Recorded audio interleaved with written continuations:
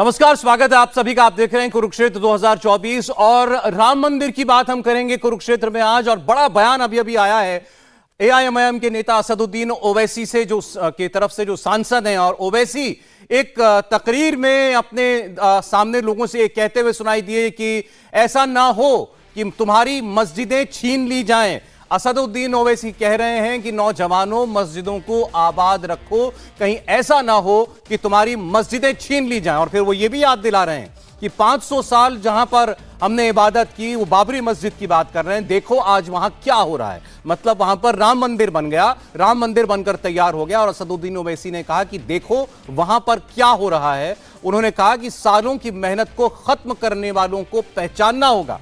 तो असदुद्दीन ओवैसी का ये जो स्टेटमेंट है सीधे सीधे राम मंदिर के ऊपर आया है, जिसमें वो मुस्लिम नौजवानों से ये कह रहे हैं कि मस्जिदों में जाया करो, मस्जिदों को आबाद रखो। और फिर याद दिला रहे हैं कि बाबरी मस्जिद के साथ क्या हुआ था। और ये कह रहे हैं कि देखो आज उस जगह पर क्या हो रहा है अयोध्या में। मतलब वहां कैसे भगवान राम का मंदिर बन रहा है। और वो आगे ये भी कहते हैं कि अभी 3-4 मस्जिद और हैं जहां पर दूसरों की निगाहें हैं। तो असदुद्दीन ओवैसी का राम मंदिर पर यह बिल्कुल विवादास्पद और कंट्रोवर्शियल स्टेटमेंट अभी अभी आया आपसे थोड़ी देर पहले। आपको सुनाते हैं असदुद्दीन ओवैसी क्या बोले। मेरे अजीज दोस्तों और बुजुर्गों और नौजवानों, मस्जिदों को आबाद रखो। नौजवानों, तुमसे मैं कह रहा हूं, हमारी मस्जिद हमने खोदी और वहां पर क्या किया जा रहा है आप देख रहे हैं। नौजवानों, क्या तुम्हारे दिलों में, हमारे दिलों में तकलीफ नहीं होती कि जिस जगह पर हमने 500 साल हय्या अल सलाह और हय्या अल फलाह की सदाएं दी, जहां पर हमने बैठकर कुरान करीम का जिक्र किया, जहां पर हमने बैठकर सलात और सलाम के नजराने पेश किए, आज वो जगह हमारे हाथ में नहीं है। नौजवानों, क्या तुमको नहीं दिख रहा कि अभी ऐसे 3-4 मसाजिद हैं जिसमें दिल्ली की सुनेरी वाली मस्जिद भी है। मेरे अजीज दोस्तों, याद रखो नौजवानों, ये जो ताकतें हैं ना, तुम्हारे दिल से जब इत्तेहाद को निकालना चाहते हैं, क्यों निकालना चाहते हैं? मिली गीरत को खत्म कर दिया जाए, मिली हमियत को खत्म कर दिया जाए। बरसों की मेहनतों के बाद आज हमारा एक मुकाम हमने पैदा किया। तो ये आपको इन चीजों पर गौर करना है। अपनी मिली हमियत को, मिली अपनी ताकत को बरकरार रखिए। नौजवानों, मस्जिदों को आबाद रखो। कहीं ऐसा ना हो कि मस्जिदें हमसे छीन ली जाए। तो आपने सुना असदुद्दीन ओवैसी का ये भाषण जो वो हैदराबाद में दे रहे थे और बार बार कह रहे थे नौजवानों, मस्जिदों को आबाद रखो, कहीं ऐसा ना हो कि हमारी मस्जिदें हमसे छीन ली जाएं।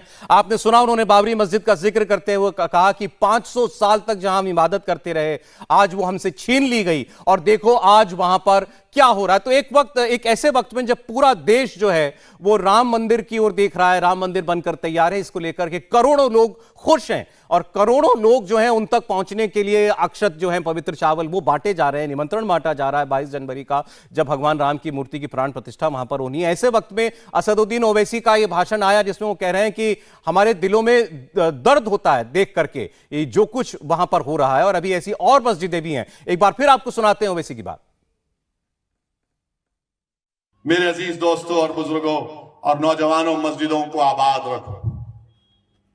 नौजवानों, तुमसे मैं कह रहा हूं, हमारी मस्जिद हमने खोदी और वहां पर क्या किया जा रहा है आप देख रहे हैं। नौजवानों, क्या तुम्हारे दिलों में, हमारे दिलों में तकलीफ नहीं होती कि जिस जगह पर हमने 500 साल हय्या अल सलाह और हय्या अल फलाह की सदाएं दी, जहां पर हमने बैठकर कुरान करीम का जिक्र किया, जहां पर हमने बैठकर सलात और सलाम के नजराने पेश किए, आज वो जगह हमारे हाथ में नहीं है। नौजवानों, क्या तुमको नहीं दिख रहा कि अभी ऐसे 3-4 मसाजिद हैं जिसमें दिल्ली की सुनेरी वाली मस्जिद भी है। मेरे अजीज दोस्तों, याद रखो नौजवानों, ये जो ताकतें हैं ना, तुम्हारे दिल से जब इत्तेहाद को निकालना चाहते हैं, क्यों निकालना चाहते हैं? मिली गीरत को खत्म कर दिया जाए, मिली हमियत को खत्म कर दिया जाए। बरसों की मेहनतों के बाद आज हमारा एक मुकाम हमने पैदा किया। तो ये आपको इन चीजों पर गौर करना है। अपनी मिली हमियत को, मिली अपनी ताकत को बरकरार रखिए। नौजवानों, मस्जिदों को आबाद रखो। कहीं ऐसा ना हो कि मस्जिदें हमसे छीन ली जाए।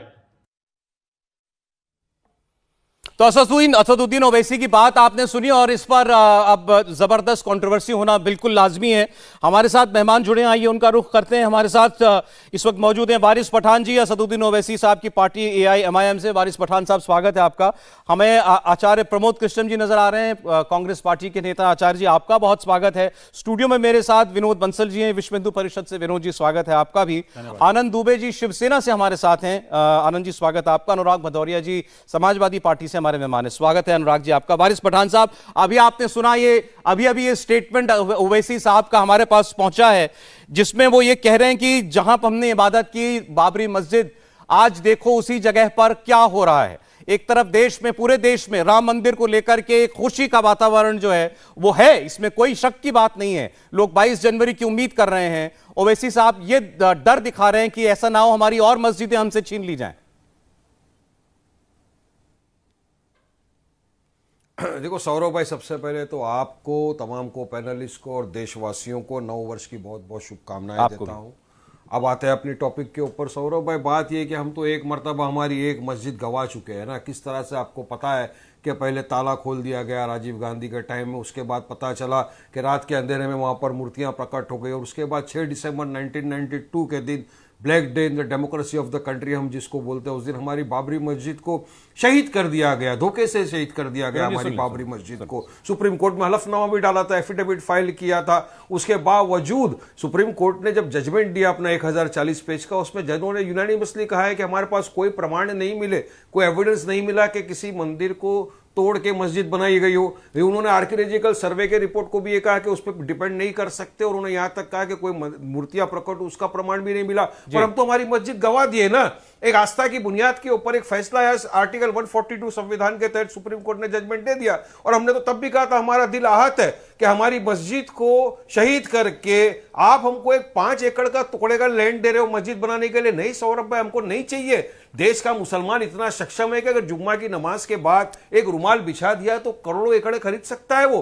पर हमको लॉलीपॉप दे दिया, प्लेसेस ऑफ वर्शिप को भी ये लोग नहीं मानते। अब हमारी दूसरी मस्जिदों के ऊपर ये आ गए। अब सुनेरी बाग वाली जो मस्जिद है दिल्ली के अंदर, उसके ऊपर नोटिस दे दिया गया, और कहा जा रहा है कि वहां पर ट्रैफिक का प्रॉब्लम है। कितनी सारी जगह है जहां के ऊपर ट्रैफिक का प्रॉब्लम होता है, तो सोल्यूशन लेता, मगर नहीं, इनकी नीयत हमारी मस्जिदों पे है, इनको नफरत फैलाना है। वारिस साहब, एक सेकंड, वारिस साहब, अजान से है, नमाज से है, मदरसे से है, सबसे। जब यही बात, जब आप जो भी आप कह रहे हैं ना, जब आप ये कहते हैं तो आप इन जनरल लोगों के मन में खौफ पैदा करने की कोशिश कर रहे हैं।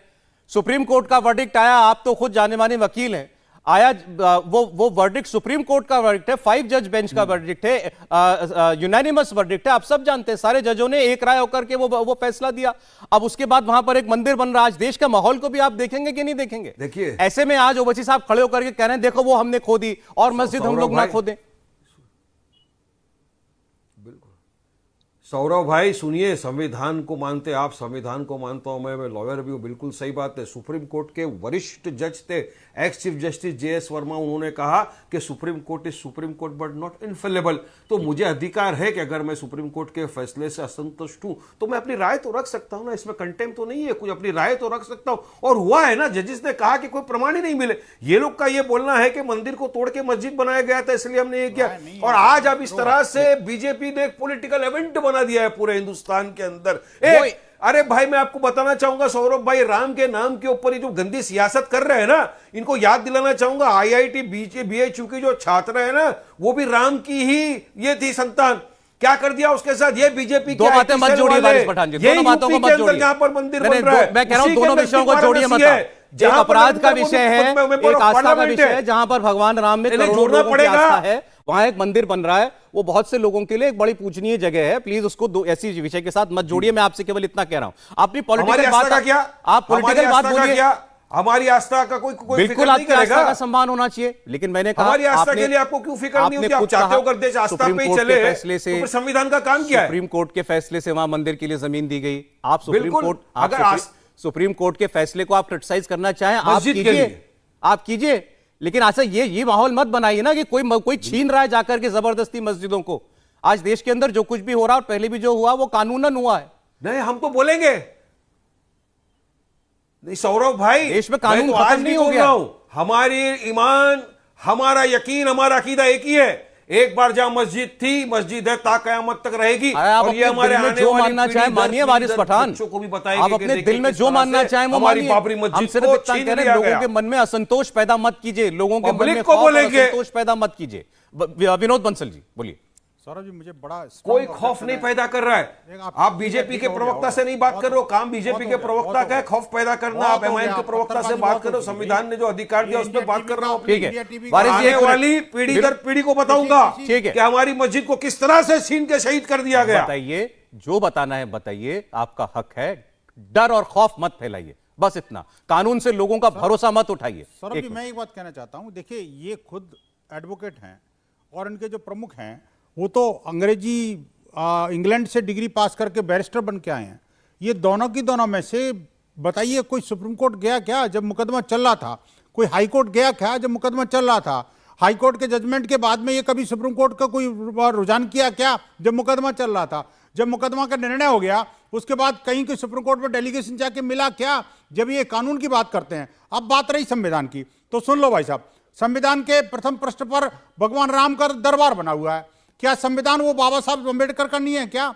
क्या वो संविधान के अंदर ये नहीं कहा गया क्या कि भाई आखिरकार सब लोगों को समान अधिकार होना चाहिए? क्या संविधान के अंदर ये नहीं कहा गया क्या कि जिन लोगों जो अग्रीव पार्टी है वो कोर्ट जा सकती है?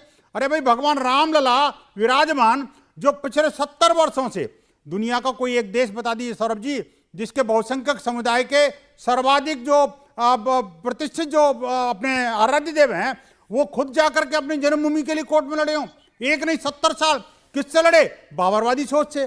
किससे लड़े? बाबरी मस्जिद से, बाबरी ढांचे थे। आप बताइए, अभी भी बाबर चला गया, बाबरी चली गई, लेकिन इनकी बाबरी मानसिकता नहीं गई। कब तक ये मुसलमान युग को भड़काते और उसको आप सांप्रदायिक आग में ढकेलते रहेंगे? ये तो गलत है ना जी। मैं कहता हूं आपके चैनल को भी इससे ऐसे लोगों को परमिशन नहीं देनी चाहिए। देखिए, उनकी राय है। देखिए, नहीं, राय अलग बात है। ठीक है सौरभ जी, राय आप व्यक्त करिए, लेकिन राय व्यक्त करने का भी कुछ समय होता है। इस समय जब देश पूरे हर्षोल्लास के साथ में और उत्सव मना रहा है और ये उत्सव में खलल डालने वाले वो बिल्कुल एक तरह से पापी लोग हैं। देखिए, ओवैसी साहब ने कहा ना कि दिल में तकलीफ नहीं होती, ये सांप है। देखिए विनोद जी आप भी नहीं, पर्सनली लेकिन नहीं सर, इस तरह की भाषा हर किसी को अपनी बात कहने का अधिकार है, अपनी बात ये कहें।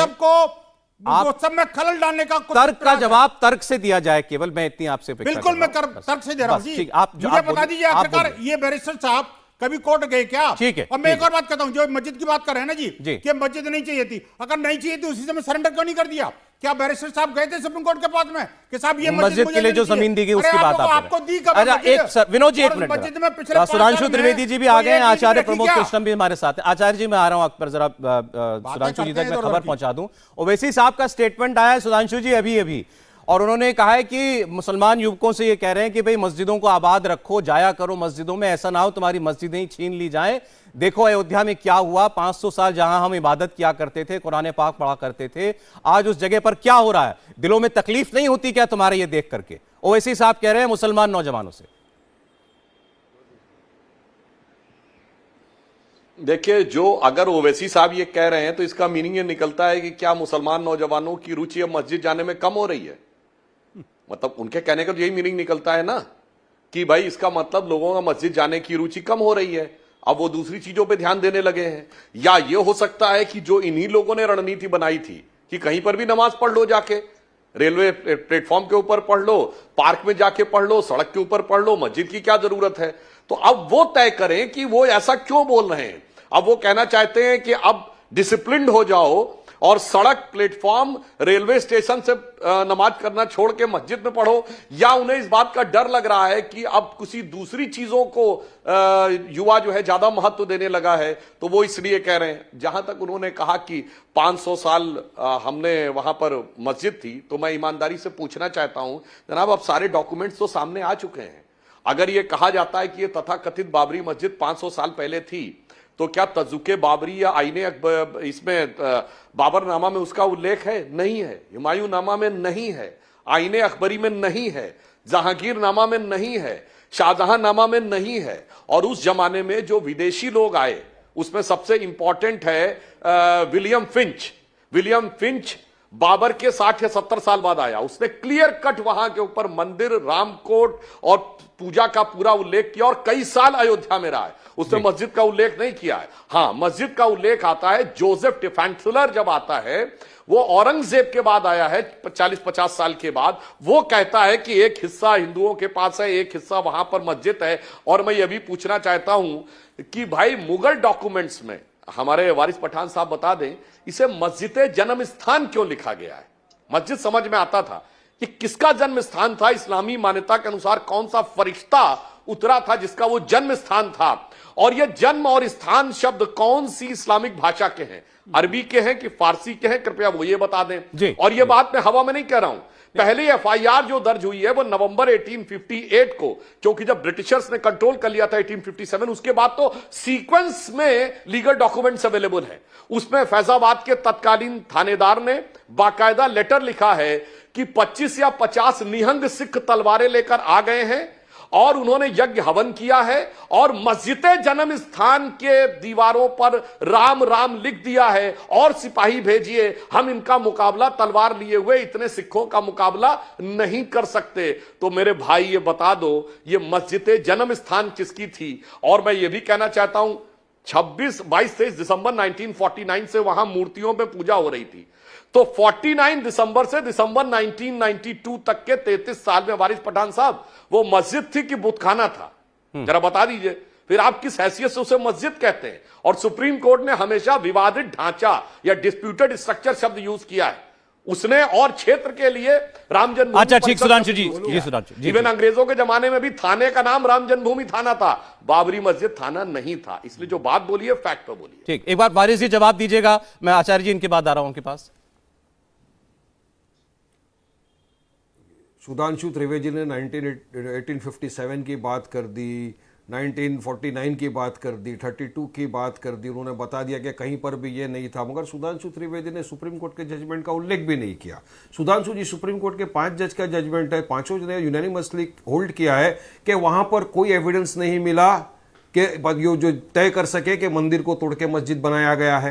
सुप्रीम कोर्ट ने यूनानिमसली ये भी कहा है, सुप्रीम कोर्ट ने ये भी कहा है कि एएसआई की रिपोर्ट को पूरी मान्यता नहीं दी जा सकती है और इसका कोई प्रमाण भी नहीं मिला है कि वहां पर मूर्तियां प्रकट हुई है आधी रात के अंदर। कोई मूर्तियों का प्रमाण नहीं मिला है सुप्रीम कोर्ट को। और सुनिए, अगर सुप्रीम कोर्ट का जजमेंट जिस दिन आया उस दिन अगर हमारी बाबरी मस्जिद वहां पे एज इट इज खड़ी होती तो जजमेंट ही टोटल अलग होता। आपको तो फिर वहां पे मंदिर बनाने की इजाजत भी नहीं मिलती। जो आज आप डंके बजा रहे हो ना कि बीजेपी हम बना रहे, अरे सुप्रीम कोर्ट के फैसले बना रहे हो। सुप्रीम कोर्ट बोला एक को बनाने के लिए, तो आप किस बात की बात कर रहे हो? और आप किसी के घर को अंधेरा करके, किसी की आस्था को कुचल के, किसी की मस्जिद को डिमोलिश करके, किसी की मस्जिद को शहीद करके आप वहां पे मंदिर बनाओगे? क्या प्रभु राम ये चाहते थे? मुझे यकीन है सुधांशु भाई, दिल पे हाथ रख के बोलो, अगर प्रभु राम होते तो वे कभी नहीं चाहते कि किसी की मस्जिद को तोड़ के, किसी की आस्था का कलेजा फाड़ के वहां पर आप मंदिर बनाया जाए।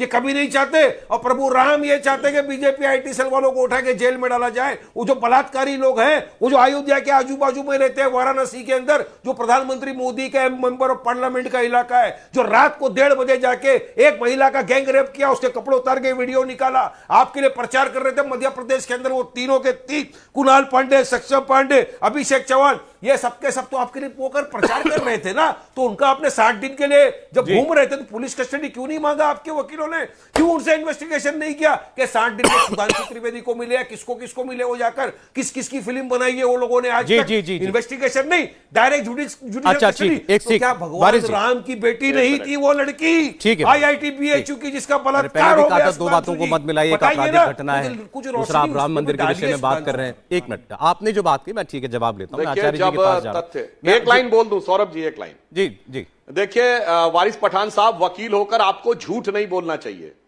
सुप्रीम कोर्ट का पूरा सेंटेंस ये था, वहां कोई आर्कियोलॉजिकल एविडेंस नहीं मिला है कि 12वीं शताब्दी में मंदिर था। आर्कियोलॉजिकल एविडेंस, पुरातात्विक साक्ष्य, यानी खुदाई के नीचे दिखाई पड़े। जैसे आज अगर आपसे कहा जाए तो 6 दिसंबर 92 से पहले वहां कोई ढांचा था, इसका अब कोई आर्कियोलॉजिकल एविडेंस नहीं है, सिर्फ डॉक्यूमेंट्री एविडेंस मानना पड़ेगा। अगर डॉक्यूमेंट्री एविडेंस आप मानने से इनकार कर दें तो आज साइंटिफिकली आर्कियोलॉजिकली कहीं यह साबित नहीं हो सकता, तो सुप्रीम कोर्ट ने आर्कियोलॉजिकल एविडेंस कहा था। और दूसरा, आस्था का कलेजा चीर कर तो बनाई गई थी, वरना वारिस पठान साहब, जरा मैं आपसे विनम्रता से पूछता हूं, इस्लामिक आस्था के प्रतीक ग्रंथों में एक जगह पे आप बाबरी मस्जिद शब्द का उल्लेख बता दीजिए, अयोध्या शब्द का उल्लेख बता दीजिए, तो मैं मान लूं आपकी आस्था का कोई लेना देना था। अन्यथा जो पूरी तरीके से हिंदू एरिया था, हिंदू सिटी था, उसी जगह पे आके वो जगह छोड़ी गई थी कि वो साहब वो आएंगे बाबरे आजम फरगना से दौड़ते हुए और यहां पर बना देंगे। वरना मैं चुनौती से कहता हूं वारिस पठान, बताइए क्या यह सुन्नते हदीस में लिखा है कि कुरान में उल्लेख है या फतवाए आलमगीरी में उल्लेख है? कहां पर आप आस्था की बात कह रहे हैं तो बाबरी मस्जिद और अयोध्या का उल्लेख है, बताइए। अच्छा, एक सेकंड सर, मैं एक बार जरा बाकी मेहमानों को भी चर्चा में ले आऊं।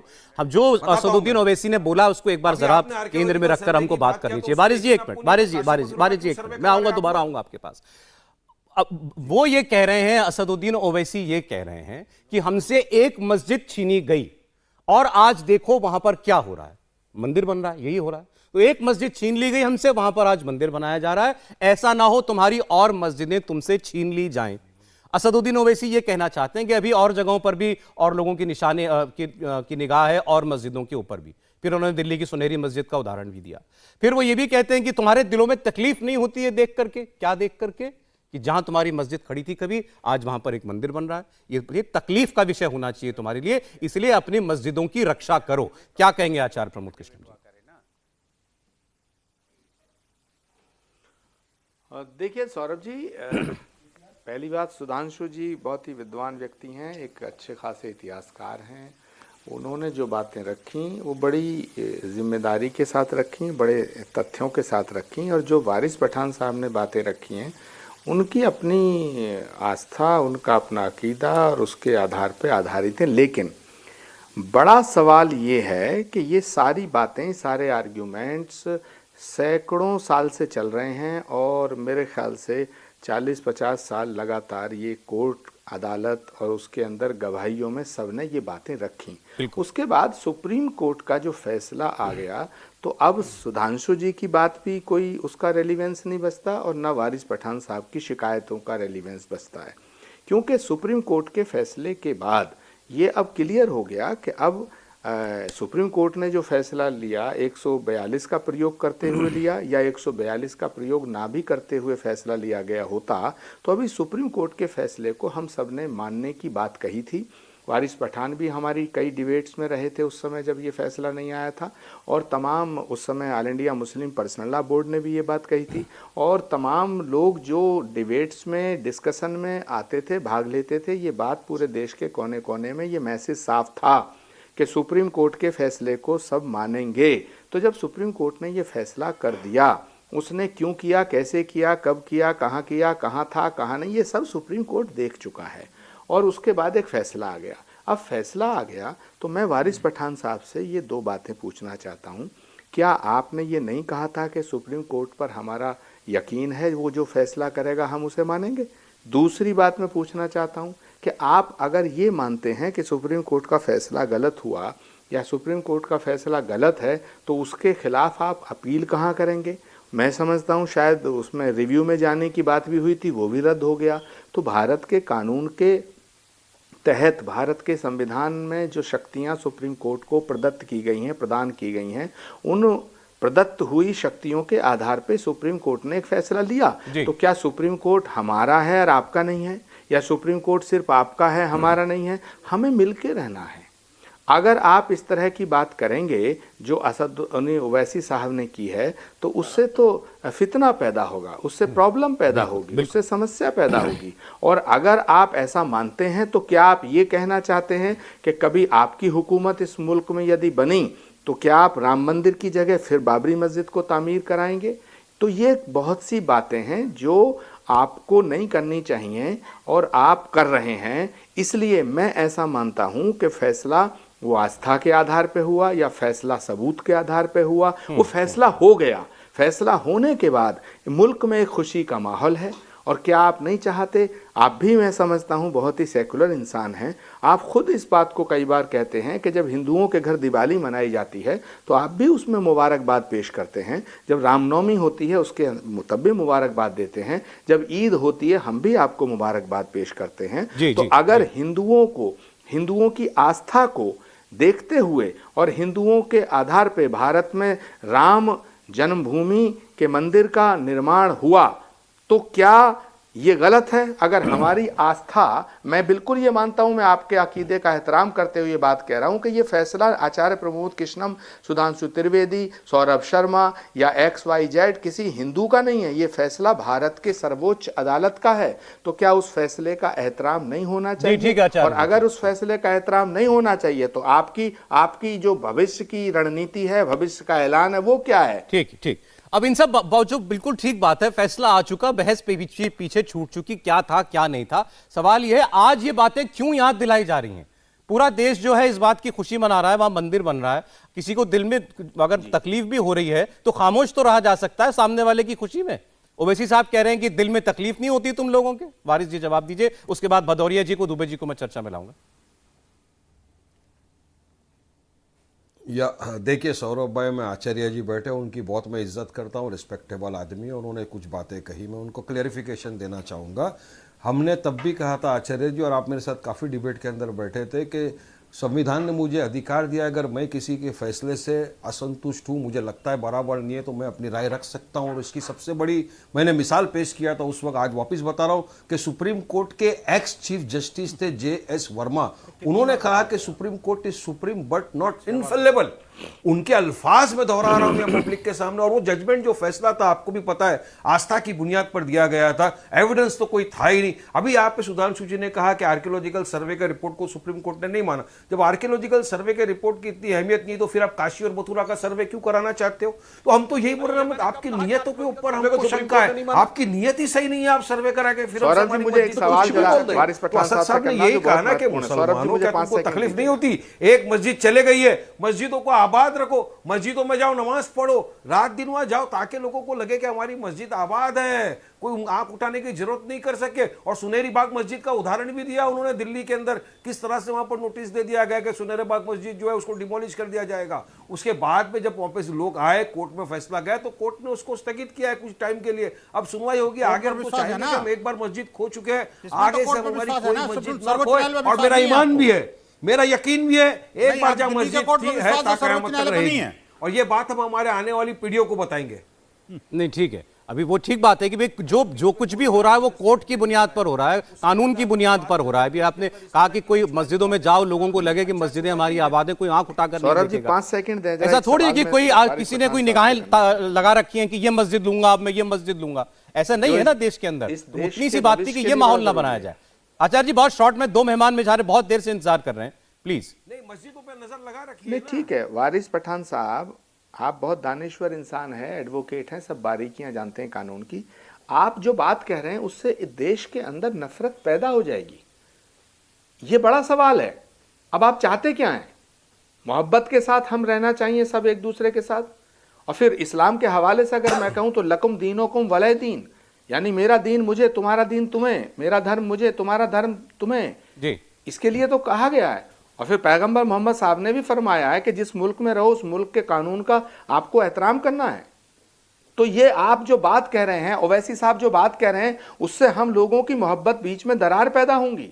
तो मैं समझता हूं कि ये नहीं करना चाहिए। फिर भी अगर आप करना चाहते हैं तो इससे तो बहुत बड़ा प्रॉब्लम क्रिएट हो जाएगा। सवाल कांग्रेस बीजेपी का नहीं है, सवाल AIMIM का नहीं है, सवाल सियासत का नहीं है, सवाल इस मुल्क के मुस्तकबिल का है। और हम चाहते हैं कि हमारा आप मिलकर के इस हिंदुस्तान को और ताकतवर बनाएं। और मैं समझता हूं कि मैं बड़े दिल से ये बात कह रहा हूं, बड़े जज्बात से, अपने अच्छे जज्बात से ये बात कह रहा हूं। मैं ये मानता हूं कि हिंदुस्तान की मिट्टी में पैदा हुआ हर मुसलमान, हिंदुस्तान की मिट्टी में पैदा हुआ हर मुसलमान इसी मिट्टी में दफन होगा, इसी मिट्टी में मिलेगा। और मादरे वतन की इज्जत के लिए, मादरे वतन के लिए वो अपनी जान की कुर्बानी दे सकता है, मैं ऐसा मानता हूं जी। जी ठीक ठीक। लेकिन अगर हम और आप अलग हो गए, हम और आप में बिल्कुल नफरत सही हो बात गई, कही आपने। तो फिर तो प्रॉब्लम क्रिएट हो भदौरिया जाएगी। साहब, भदौरिया साहब, इसका ओवैसी जवाब साहब ने जो चाहता हूं, स्टेटमेंट आपकी- दिया, आपकी तरफ से आचार्य जी ने समझना बड़ा चाहता हूं। स्पष्ट कहा, इससे दूरियां बढ़ेंगी, आज देश के अंदर खुशी का माहौल है, ऐसा बयान उनको नहीं देना चाहिए कि इससे हमें तकलीफ हो रही है, या देखो वहां पर आज क्या हो रहा है। आप कैसे देखते हैं, क्या कहना है स्टेटमेंट पर आपको? ये ऐसा करो, ये स्विच ऑन कर दो, भदौरिया जी। देखिए, स्विच ऑन कर दो। मैं तो बहुत देर से इंतजार कर रहा था। सौरभ जी, अगर जब गेस्ट ज्यादा हुआ करें तो ना बुलाया करो, मैं आपको सच बोलता हूँ। ठीक। डिबेट सुनते सुनते आदमी तंग हो जाता। 30 मिनट हो गए, 30 मिनट के बाद अब क्या बोले बताइए? आप बोलोगे जल्दी बोलो, जल्दी बोलो, जल्दी बोलो। नहीं, आप मुझे बोलो। अभी मैं आपकी अभी बात ब्रेक से पे सहमत जाना नहीं है, हूं। फिर कभी-कभी हमारी हो बात जाता रह है अनुराग जाएगी। जी, कहिए। तो आप हमारी जगह दूसरे को बुलवा लीजिए, मैं बाद में बोल लूंगा। ब्रेक के बाद जब आएंगे तो बोल लूंगा। अब मैं ब्रेक नहीं ले रहा हूं, ब्रेक आप के बाद बोलिए, में बोलूंगा, कोई दिक्कत नहीं। आप बोलिए, मैं ब्रेक बात हो नहीं पाती है, फिर आप काट के भागो। आप कहिए कहिए कहिए। आप उनको बुलवा लीजिए, शिवसेना जी, ब्रेक के बाद बोल दूंगा। मैं अनुराग जी देखिए, हाँ, पहले दिन आप सुनाइए। कहिए। देखिए, मैं तो अब क्या सुनाऊं यार, बता, इतना देर वेट करने के बाद तो सुनाने का मन ही खत्म हो जाता अच्छा है। सही चलिए बात ठीक ये है, अभी आपको सुन रहे हैं लोग। आप अभी जो बोला ओवैसी साहब, बुलवा लीजिए शिवसेना से, मैं बाद में बोल दूंगा। अच्छा मैं ठीक बाद है, में दुबे जी, दुबे जी आप बोलिए। अरे आप बाद में बोल दूंगा। आप कैसे बुलवा- कैसे देख रहे हैं ओवैसी जी के बयान को? अपने मित्र की बात सौरभ तो जी। बोले कैसे? हाँ, बोलिए। मर्यादा तो सौरभ है ना जी, इनकी। सौरभ जी नमस्ते। AIMIM के नेताओं का कहना है कि हम सुप्रीम कोर्ट के फैसले से संतुष्ट नहीं हैं। ये हमारा अधिकार है, हम संतुष्ट हो चाहे न हो। वाह, आपको सुप्रीम कोर्ट का फैसला मान्य नहीं है। रामलला भगवान वहां जन्मे थे, वो आप मानने तैयार नहीं है। आप मानने तैयार हैं बाबर को। बाबर कौन था भाई? बाबर का हिंदुस्तान से क्या लेना देना था? बाबर विदेशी धरती से भारत पर आया हुआ एक आक्रमणकारी था। हमारे देश के राजाओं पर आक्रमण करके उन्होंने बर्बादी की है। उनके नाम पर कोई मस्जिद थी और आप उसके लिए छाती पीट रहे हैं? यह देश तो ऐसे मुसलमानों को पसंद करता है जो वीर छत्रपति शिवाजी महाराज की सेना में थे, अब्दुल हमीद जैसे मुसलमानों को पसंद करता है, मोहम्मद अजहरुद्दीन जैसे भारत के क्रिकेटर कप्तान को पसंद करता है। आप इसको हिंदू मुसलमान न करिए। MIM के नेताओं, हमारे देश में हिंदू मुसलमान सिख ईसाई सब बड़े प्रेम से रहते हैं। जब सारी दुनिया ने मान लिया कि रामलला भगवान का जन्म वहां हुआ था, अयोध्या ही राम भगवान की जन्मभूमि है, वहां एक पावन और भव्य मंदिर बन रहा है, तो उसके बाद ओवैसी जैसे नेताओं से उम्मीद नहीं है। वो एक सांसद हैं, एक बैरिस्टर हैं। एक सांसद होने के नाते देश की जनता उनका सम्मान भी करती है। आप ऐसी हल्की बातें गंदी राजनीति के लिए मत करिए। और वारिस भाई तो मेरे मित्र हैं, मुंबई से हैं, हमारे बड़े भाई दुबे जी। जैसे हैं, ये तो सुलझे हुए हैं। वारिस भाई, आपको उनके बयान का खंडन करना चाहिए। अच्छा, आपको दुबे जी, कहना मैं ये चाहिए। कह रहा हूं, जब आपकी पार्टी के नेता खुल करके मंच से ये कहेंगे, हाँ मेरे नेता, हाँ मेरे कार्यकर्ताओं ने बाबरी मस्जिद तोड़ी, जब आप डंके की चोट पे ये बोलते हैं और आप कहते हैं कि हमें गर्व है इस बात पर कि हमने बाबरी मस्जिद तोड़ी, तो क्या उम्मीद करते हैं आपसे, क्या बोलेंगे ये? तो क्या शर्म करें? नहीं, अगर वहां शिव सैनिकों ने बाबरी मस्जिद का ढांचा अगर उस समय गिराया था, तो क्या करें? इस पे शर्म करें, रोएं, मुंह छुपा लें कहीं? क्या करें? बाबर कौन था? हम एक बात नहीं समझ पा रहे हैं कि ये बहस किस दिशा में ले जा रहे हैं लोग। आज हमें हमारे भारत के मुसलमानों पे गर्व है। हमारे भारत के मुसलमान देश की अस्मिता और एकता के लिए खून बहाने के लिए अगली पंक्ति में खड़े होते हैं। आप बाबर को मुसलमान से मत जोड़िए। ठीक, बाबर एक विदेशी आक्रांता था कि नहीं, पहले मुझे इसका जवाब दीजिए। वारिस पठान बोलिए, बोलिए। अच्छा ठीक, पठान जी।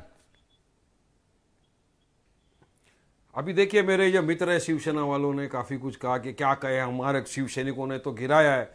इनके कार्यकर्ताओं ने नहीं कहा। सौरभ भाई, मैं आपको करेक्ट करना चाहूंगा, बीजेपी शिवसेना के चीफ मिनिस्टर उद्धव ठाकरे थे। हाँ, मैंने वही उद्धव बोला, इनके ठाकरे नेता ने ने फ्लोर ऑफ द असेंबली में खड़े रहकर कहा है कि हमको गर्व है कि हम लोगों ने बाबरी मस्जिद को गिरा दिया है। तो गर्व ये तो होना उद्धव चाहिए। ठाकरे ने कहा है, फ्लोर तो ऑफ द देश को असेंबली गर्व में। होना चाहिए, आज ढांचे को गिरा दिया। आपको गर्व पता नहीं है? करे। पार्टी के बनाए हुए गर्व नहीं शासन करे। ढांचे को गिरा दिया। गर्व नहीं करे। ये कांग्रेस और दोनों ने गर्व नहीं मिलकर करे। निकाह कर लिया क्या करे? महाविकास आप आघाड़ी बताइए, ने। मुंह छुपा और अब ले। मैं एक चीज चाहता हूं, सुन के नहीं नहीं नहीं, कुछ नहीं करो। अभी क्या करो, चुनाव आ रहे हैं ना 24 का, तो आप तो गठबंधन में हो 26-27 पार्टी, तो जब आप मुसलमानों के बीच में जाएंगे ना, साथ में आप कांग्रेस, समाजवादी, आम आदमी, तो उस आप वक्त वहाँ कौन खड़े है रह के मुसलमानों का चिल्ला के ठेका बोलना लेने वाले? मुसलमानों के बीच में आप कौन कि है? हमको गर्व है कि आप आपने बाबरी कौन है? मस्जिद को गिरा दिया। आप मेरे को कौन पता है? है आपको कितने वोट मिल भारत का जाएंगे फिर। मुसलमान, मैं भारत चाहता का हूं आपके मुसलमान, पब्लिक के बीच में जाके भारत का बोले, दुबे जी। मुसलमान भारत के साथ खड़ा है।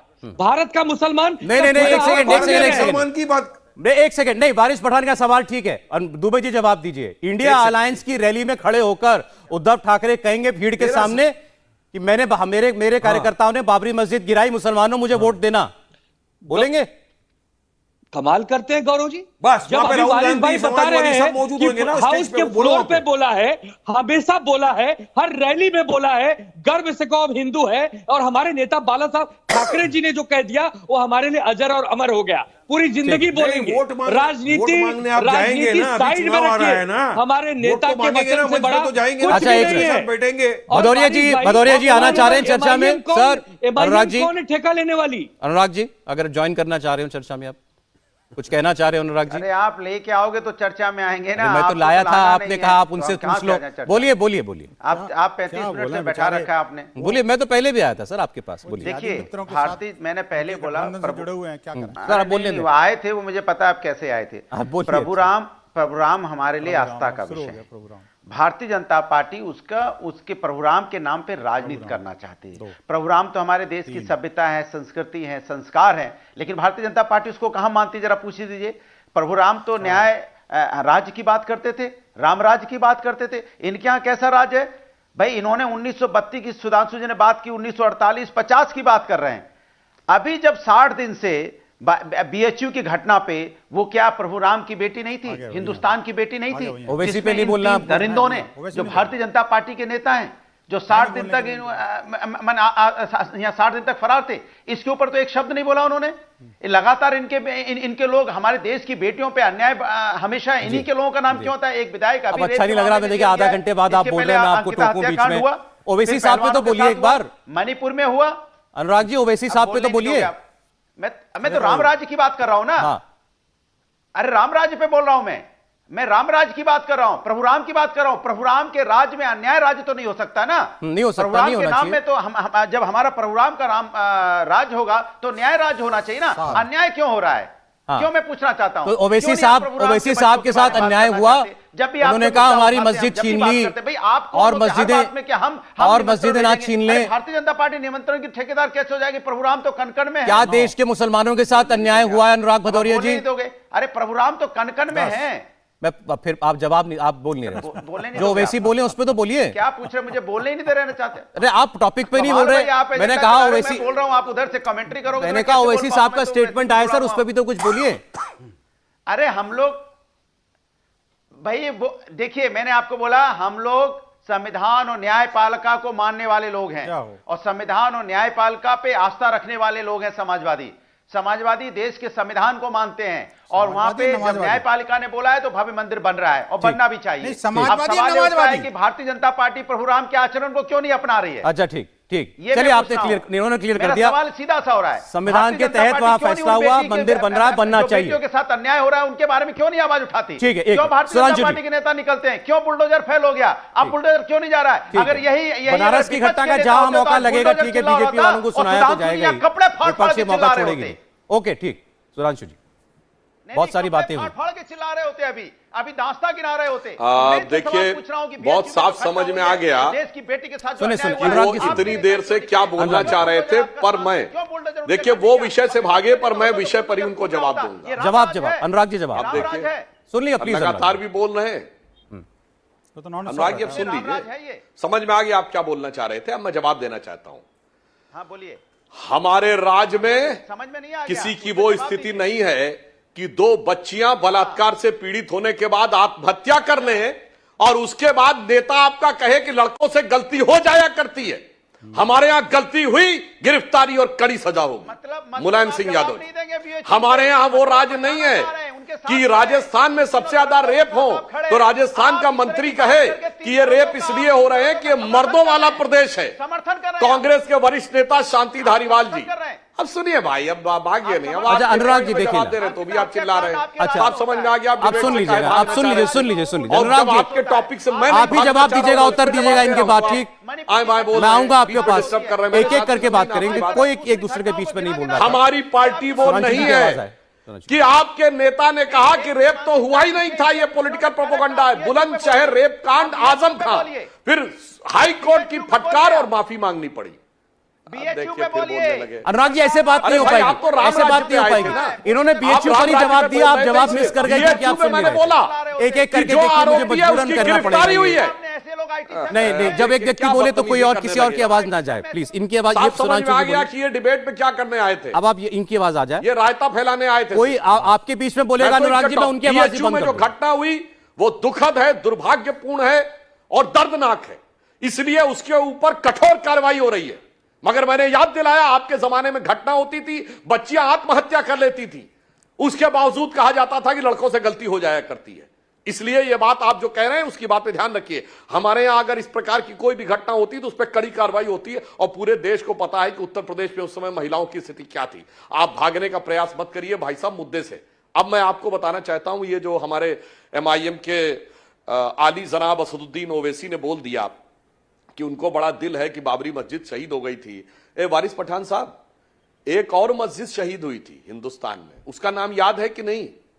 वो थी चरारे शरीफ, और वो सिर्फ तोड़ी नहीं गई थी, जला दी गई थी। वो तो और भी बड़ा कुफ्र है इस्लाम के हिसाब से।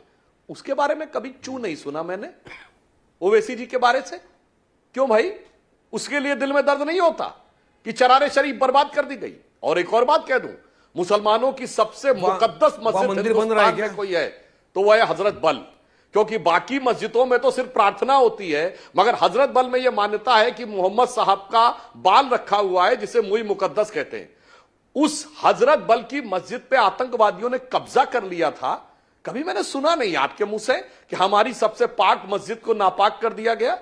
मैं पूछना चाहता हूं, मस्जिद के लिए दर्द है तो एक तरफा क्यों है?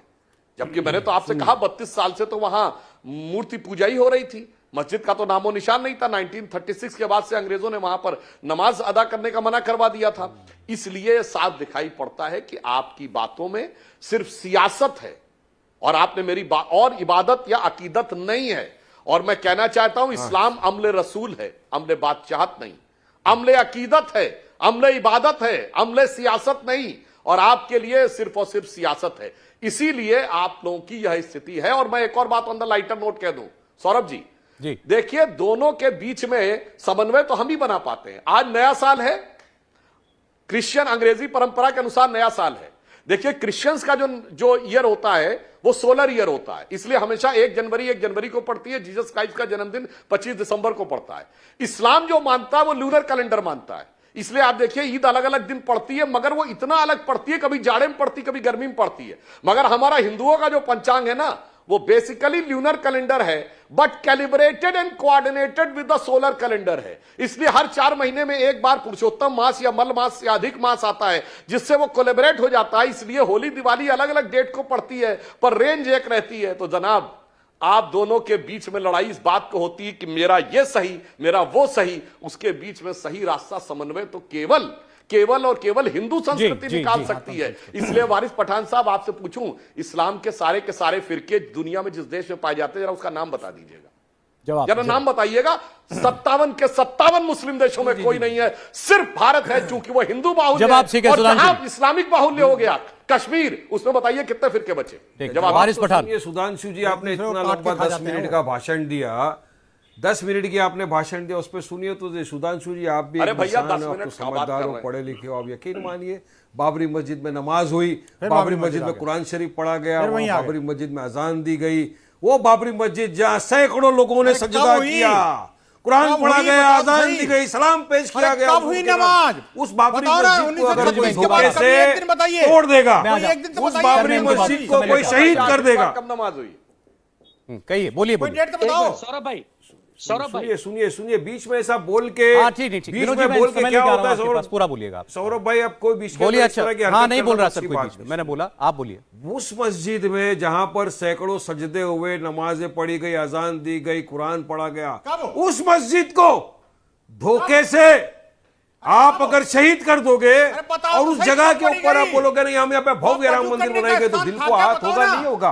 किसी अरे के बताओ घर ना को कहीं। अंधेरा करके कोई किसी कुआं था आस्था क्या? का मलियामेट पानी मिलाकर था क्या वहाँ आप पर? वहां पर करोगे तो दिल को मस्जिद तकलीफ को होगी ना। सवाल है। हम वो तो यही तो अरे बोल रहे हैं ना मुझे कि देश बताइए आस्था कि की बुनियाद में, नमाज नहीं संविधान की हुई। बुनियाद में, और फिर 40 आप बोलोगे वर्षों हम तक बोले भी नमाज नहीं। नहीं हुई। हाँ, ये क्या आप बात मुझे हो गई? बताइए कि फिर आप बोलोगे 60 नहीं हम वर्ष हो गए। खामोश बैठिया है। आप मुझे बताइए हम ये भी कि हमारी जो है, औलाद को नहीं सिखाए कि आपका देख बेटा मस्जिद किस तरह से अपनी मस्जिद ऐसी शहीद कैसी कर मस्जिद दिया है? गया था।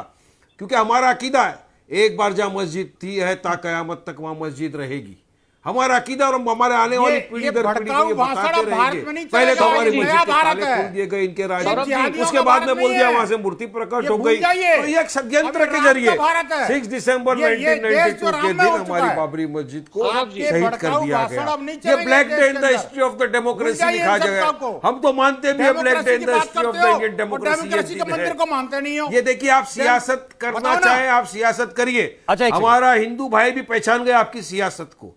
आप होते कौन हमारा है? हिंदू भाई। आप क्या पूरे हिंदुओं का ठेका ले रहे? मेरे अच्छा, हिंदू भाई लोग बोलते हैं ये होते कौन हमारा है? हिंदू भाई कब से राम क्या होगा खाली मुसलमान बीजेपी पार्टी विश्व हिंदू का? परिषद के है क्या? पार्टी 2 से मुसलमान 300 और क्रॉस कर हमारा दिया हिंदू भाई। राम के नाम पे अरे टेम्पल। अच्छा विनोद जी, अच्छा एक सेकंड, वारिस पठान जी ठीक है आपकी बात आ गई। एक बार जरा विनोद आज जी भी से अब बात। रिसीट फाड़ विनोद जी रहे हो, वो क्या पैसा कह आ नहीं रहे रहा है हैं? टेम्पल विनोद जी के वो अंदर। ये क्या कह रहे हैं? ये कह रहे हैं ये बाबरी मस्जिद थी ना, बाबरी मस्जिद थी, आप उसको बाबरी, आप उसको ढांचा कहते हैं, आप ढांचा कहते हैं, ढांचा ही सही गिराया गया था, ढांचा गिराया गया, मामला कोर्ट में गया, सुप्रीम कोर्ट ने कहा यहाँ मंदिर बना दो, ये जमीन हिंदुओं को दे दो। वो ये कह रहे हैं कि मैं सुनिए तो वारिस पठान साहब सुनिए तो मेरी बात, आप ही की बात पूछ रहा हूं मैं। उन्होंने कहा सब कुछ हो गया ठीक है, मुझे हिंदुस्तान का कानून हक देता है कि मैं सुप्रीम कोर्ट के कानून के फैसले को भी क्रिटिसाइज कर सकता हूं, मैं डिसएग्री हूं। कह रहे मैं नहीं मानता, मुझे लगता है सुप्रीम कोर्ट ने गलत फैसला दिया, ये मान सकते हैं। कह रहे हैं कि वहां मस्जिद थी जो जिसकी जगह मंदिर बन रहा है, मैं ये भी ना कहूं कि मुझे तकलीफ हो रही है, ये तो मेरा हक है ना बोलना, वो ये कह रहे हैं। देखिए तकलीफ हो रही है, देखो इनको भारत से तकलीफ है, इनको भारतीय अर्थव्यवस्था से तकलीफ है, भारत की न्याय व्यवस्था से तकलीफ है, इनको तकलीफ भारत के संविधान से है, इनको भारत के लोगों से तकलीफ है। नाम मुसलमान है, बात सेकुलरिज्म की करते हैं, नाम मुसलमान है, बात हिंदुओं की करते हैं। अभी कौन इनकी बात का भरोसा करेगा? जिसको ये मस्जिद बता रहे हैं ना सौरभ जी, मैं चैलेंज करके कहता हूँ, अभी सुधांशु जी ने कितने सारे प्रमाण दे दिए, मैं अभी भी कह रहा हूं उनसे, कोई एक दृष्टांत बता दीजिए 1934 के बाद में, 1936 के बाद में कहीं कोई मस्जिद हुई क्या? कोई एक डेट बता दो ना यार, कोई नमाज जब हुई हो, कोई वजू करने का स्थान था क्या वहां पर? बताओ ना। अब ये बैरिस्टर साहब गए क्या कभी? बताओ ना जरा। ये कभी अयोध्या नहीं गए, हो तो ये कभी कि अब नमाज नहीं पढ़ी, ये कभी सुप्रीम न्यायालय नहीं कोर्ट का गए, फैसला आ गया, ये कभी उसमें अब कभी इसके मुसलमानों इतिहास का में पक्ष जाने रखने के की लिए कोई जरूरत बोला नहीं है। गया। फैसला इसलिए आया ताकि इस विवाद को तो खत्म करें। आज फैसले वहां का पर विरोध मंदिर करना है बन ना रहा है, बस। करोड़ों लोगों की खुशी में शामिल हो सकते हैं तो हो जाएं, बहुत अच्छी बात है। शामिल नहीं हो सकते तो कम से कम उस मौके पर कोई ऐसी बात नहीं करनी चाहिए जिससे सामने वाले की खुशी कम हो, उस पर कोई ग्रहण लगे। इतनी बात ही हम कह सकते हैं। बहुत शुक्रिया, आज कई मेहमानों को समय कम दे पाए उसके लिए खेद है, लेकिन सुधांशु जी आपका, वारिस पठान साहब, विनोद बंसल जी, दुबे जी आपका, भदौरिया साहब आपका बहुत धन्यवाद हमारे साथ जुड़ने के लिए।